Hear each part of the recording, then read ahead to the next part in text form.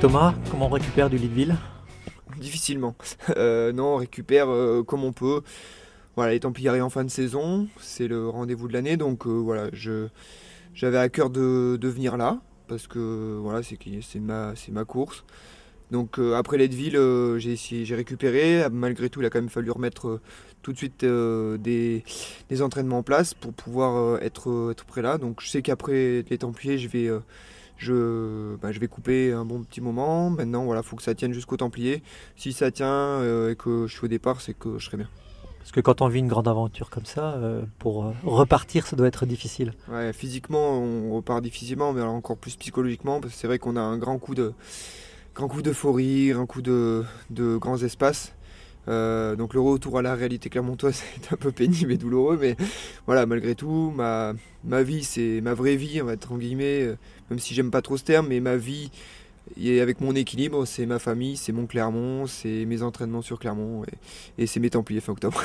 Donc là, c'est retour sur l'Écosse, Oui. donc avec un petit stage, si on peut appeler ça comme ça, de quelques jours. Donc tu as déjà pu avoir un aperçu de quelques nouvelles sections, qu'est-ce que tu en penses? On garde l'essentiel, on change, mais pas les fondamentaux. Après, ben, ça reste du Templier avec crescendo en difficulté. Euh, Le petit passage sur le pont en moins, c'est pas un mal. Moi, j'aime bien les petits surplus. Malgré tout, voilà, c'est un parcours, la Côte de Masbio à la fin. C'est l'année où j'ai gagné en 2010, donc on la retrouve cette année, j'aime bien. Faut préciser, hein, là, elle est dans le sens monté cette fois. Oui.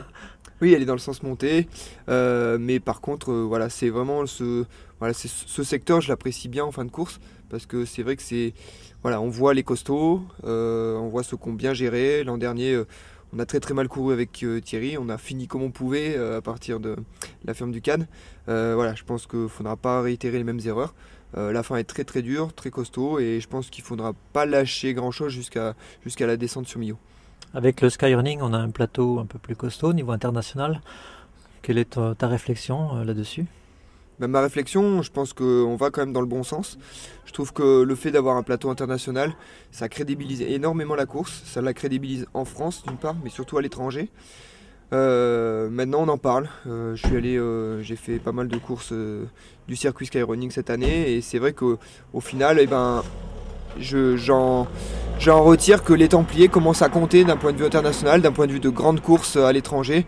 Voilà, les Templiers sont dans le chapeau. Ouais. Donc tu as été t'es un ambassadeur pour véhiculer la bonne image de l'épreuve. Bah, on me présente comme ça d'ailleurs, parce que bah, quand on me présentait aux Canaries en début de saison à Transvulcania, on a présenté un petit peu l'ensemble des épreuves. Donc voilà, moi j'étais dans la salle et j'étais présenté.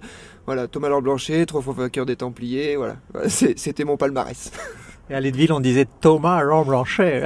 Thomas, voilà, bah, j'étais quand même le petit Frenchie là-bas, mais bon, maintenant, voilà, encore une fois, bah, on s'exporte et les Templiers s'internationalisent, et voilà, c'est la mondialisation du trail.